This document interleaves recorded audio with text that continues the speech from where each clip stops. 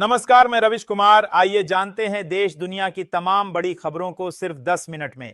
लेकिन इससे पहले आप कहां से न्यूज देख रहे हैं, हमें कमेंट में बताना बिल्कुल न भूलें। और आपने इस वीडियो को लाइक नहीं किया है तो लाइक कर दे और चैनल को सब्सक्राइब कर लें। अब आगे का समाचार आपको रितेश राणा सुनाएंगे।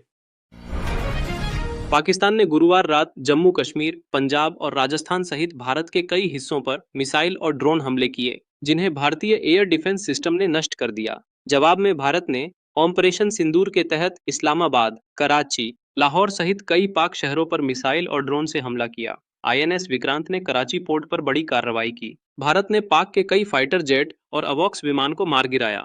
पाकिस्तान में कई शहरों में तबाही और ब्लैकआउट की स्थिति है। शहबाज शरीफ ने आपात बैठक बुलाई। अमेरिका ने तनाव कम करने के लिए दोनों देशों से संवाद की अपील की है। जम्मू कश्मीर में 9-10 मई तक स्कूल कॉलेज बंद रहेंगे। पाकिस्तानी फाइटर जेट्स ने भारत पर हमला करने की कोशिश की, लेकिन भारतीय एयर डिफेंस ने उन्हें मार गिराया। चीन निर्मित JF-17 और अमेरिका निर्मित F-16 विमान भारतीय सीमा में गिर पड़े। इजेक्ट होने के बाद 2 पाकिस्तानी पायलटों को जैसलमेर और अखनूर में गिरफ्तार किया गया। LOC पर भी पाकिस्तान ने मोर्टार और तोपों से गोलाबारी तेज कर दी है।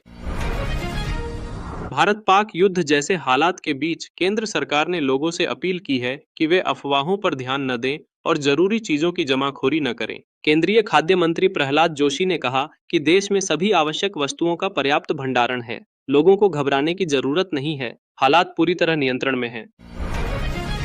पाकिस्तान सुपर लीग मैच से पहले रावलपिंडी स्टेडियम में ड्रोन से धमाका हुआ, जिससे अफरा तफरी मच गई। पेशावर जल्मी और कराची किंग्स के मैच से पहले हुए हमले ने खिलाड़ियों में दहशत और लीग की सुरक्षा पर सवाल खड़े कर दिए हैं।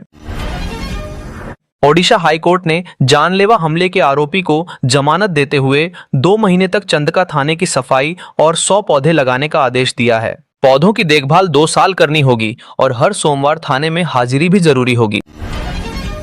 रक्षा मंत्री राजनाथ सिंह ने बताया कि ऑपरेशन सिंदूर के तहत सेना ने पाकिस्तान और POK में 9 आतंकी कैंप तबाह किए और 100 से अधिक आतंकियों को मारा। उन्होंने कहा कि यह हमला बेहद सटीक, योजनाबद्ध और देश के लिए गर्व की बात है। भारत में लॉन्च से पहले ही टेस्ला को झटका लगा है, जहां टेस्ला इंडिया के हेड प्रशांत मेनन ने निजी कारणों से इस्तीफा दे दिया। वे 9 वर्षों से कंपनी से जुड़े थे। नए उत्तराधिकारी की घोषणा नहीं हुई है।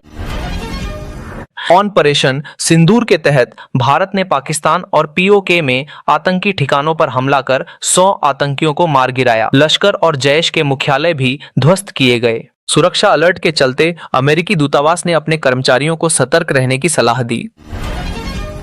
भारत ने पहलगाम हमले के जवाब में आतंकी ठिकानों पर कार्रवाई की, जिससे बौखलाए पाकिस्तान ने 15 सैन्य ठिकानों पर हमला किया, जिसे S-400 एयर डिफेंस सिस्टम ने नाकाम कर दिया। यह सिस्टम एक साथ 26 लक्ष्यों को भेदने में सक्षम है।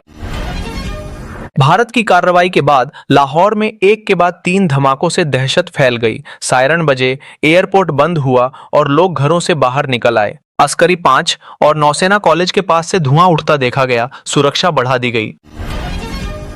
संयुक्त राष्ट्र महासभा अध्यक्ष फिलेमोन यांग ने भारत पाक तनाव पर चिंता जताई और दोनों देशों से शांतिपूर्ण बातचीत की अपील की। उन्होंने आतंकवाद और नागरिक ठिकानों पर हमलों की निंदा करते हुए कूटनीति और संवाद को ही समाधान का रास्ता बताया। भारत के सटीक हमले के बाद पंजाब और राजस्थान हाई अलर्ट पर हैं। सीमावर्ती इलाकों में सुरक्षा बढ़ाई गई। पंजाब में पुलिस कर्मियों की छुट्टियां रद्द की गईं और 6 जिलों में स्कूल बंद किए गए। सीमाओं पर कड़ी निगरानी जारी है। भारत पाक तनाव के बीच लाहौर में ड्रोन हमले से पाकिस्तान का HQ-9 एयर डिफेंस सिस्टम बुरी तरह तबाह हो गया। पाकिस्तान के पास अधिकांश चीनी हथियार हैं। भारतीय S-400 मिसाइल सिस्टम ने हमले को नाकाम कर टारगेट नष्ट किया। भारत की एयर स्ट्राइक से डरे पाकिस्तान में संसद तक खौफ का माहौल है। पाक सांसद ताहिर इकबाल संसद में फूट फूट कर रोए और बोले, हमें भारत से बचाओ। ऑपरेशन सिंदूर में भारत ने 9 आतंकी ठिकानों को ध्वस्त किया। चीन ने भारत पाक तनाव पर तटस्थ रुख अपनाते हुए आतंकवाद का विरोध किया और दोनों देशों से संयम बरतने की अपील की। चीन ने कहा कि आतंकवाद किसी भी रूप में स्वीकार्य नहीं है और क्षेत्रीय शांति के लिए बातचीत जरूरी है। भारत पाकिस्तान के बढ़ते तनाव का असर अर्थव्यवस्था पर दिख रहा है। निवेशकों का रुझान सोने की ओर बढ़ा है। 8 मई को 24 कैरेट सोने का भाव MCX पर 27,323 रुपए रहा। 3% GST जोड़ने पर कीमत 1 लाख रुपए पहुंची। भारत पाक तनाव के चलते गुरदासपुर में रात 9 से सुबह 5 बजे तक ब्लैकआउट लागू रहेगा। सिविल डिफेंस एक्ट के तहत जेल और अस्पतालों को शर्तों के साथ छूट मिली। बठिंडा में भी ऐसा अभ्यास नागरिक जागरूकता हेतु किया गया। भारत पाक तनाव के चलते करतारपुर कॉरिडोर बंद कर दिया गया और 411 श्रद्धालु बिना दर्शन लौटे। ऑपरेशन सिंदूर में भारत ने पाकिस्तान के आतंकी ठिकानों पर हमला किया। बॉर्डर पर सुरक्षा कड़ी, राजनाथ सिंह और योगी ने सेना की सराहना की। ऑपरेशन सिंदूर के बाद मुस्लिम राष्ट्रीय मंच ने एकता और सुरक्षा अभियान शुरू किया है, जो 24 राज्यों में चलेगा। इसका उद्देश्य मुस्लिम समुदाय को जागरूक करना, अफवाहों से बचाना और देश की एकता व सुरक्षा को मजबूत करना है। बिहार में 2025-26 के लिए 33,000 करोड़ की सड़क योजनाएं मंजूर हुई। इसमें 5-26 किमी सड़कें 2 व 4 लेन में विकसित होंगी। 7 नए बाईपास और अनीसाबाद एम्स एलिवेटेड कॉरिडोर का निर्माण होगा। इससे राज्य की यातायात व्यवस्था सुधरेगी। भारत पाकिस्तान के बढ़ते तनाव के बीच जयपुर के सवाई मानसिंह स्टेडियम को बम से उड़ाने की धमकी मिली, जिसके बाद स्टेडियम को खाली कर तलाशी अभियान चलाया गया। वहीं 11 मई का पंजाब बनाम मुंबई मैच धर्मशाला से अहमदाबाद शिफ्ट किया गया है। कांगड़ा एयरपोर्ट बंद होने के कारण यह मैच नरेंद्र मोदी स्टेडियम में होगा। हरियाणा के मुख्यमंत्री नायब सिंह सैनी ने भ्रष्टाचार में शामिल मंत्रियों, विधायकों और अधिकारियों पर शिकंजा कसते हुए एक एजेंसी से इनकी जांच करवाई है।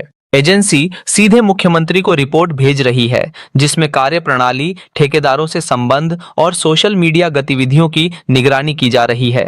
इसके बाद सरकार में बड़े बदलाव और जन कल्याण के फैसले किए जा सकते हैं। ऑपरेशन सिंदूर के बाद हरियाणा में हाई अलर्ट घोषित किया गया है।